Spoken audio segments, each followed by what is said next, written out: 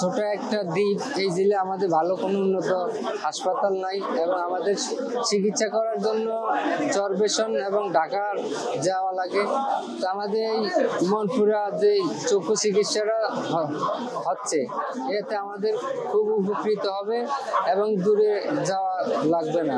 পরিবেশে ভালো সেবা দেওয়া হয়েছে এবং জনসাধারণের চোখের জন্য যে চিকিৎসামূলক ব্যবস্থা উনি গ্রহণ করেছেন জনাব সিদ্দিকুল্লাহ মিয়া, এটা খুবই প্রশংসার দাবিদার এবং জনগণের খুবই উপকার হবে। গরিব দুঃখী যারা আছে তারা মনে করেন চশমা ঢাকা বরিশাল যাইতে পারে না, তার জন্য এখানে অ্যাডভোকেট সিদ্দিকুল্লাহ মিয়া চক্ষু ক্যাম্প দিছে, এই জন্য আমাদের জন্য খুবই উপকারী।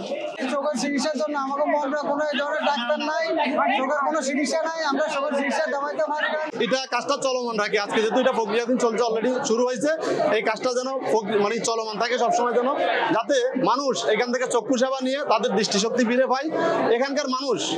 বান্ডেল থাকলে প্রতি সেনমানিতে টাকা বাঁচবে। বিকাশ সেনমানি বান্ডেল কিনে জিতুন প্রতি লেনদেনে। তাদের ওই আর্থিক সচ্ছলতা নাই যে তারা ঢাকায় গিয়ে বা স্পেয়ার হাসপাতালে, বিভিন্ন যে চক্ষু হাসপাতালে গিয়ে তারা চিকিৎসা করাতে সক্ষম না।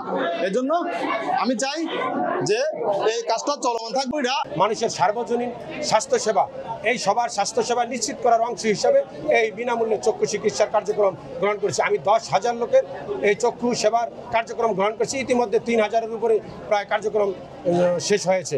আরও আমাদের তৃতীয় দিনের মতো কার্যক্রম চলছে। পরবর্তীতে আগামী দিনে দুলারহাট বাজার চলবে, চরপেশনের এবং চেয়ারম্যানের হাট পরবর্তী দিন চলবে।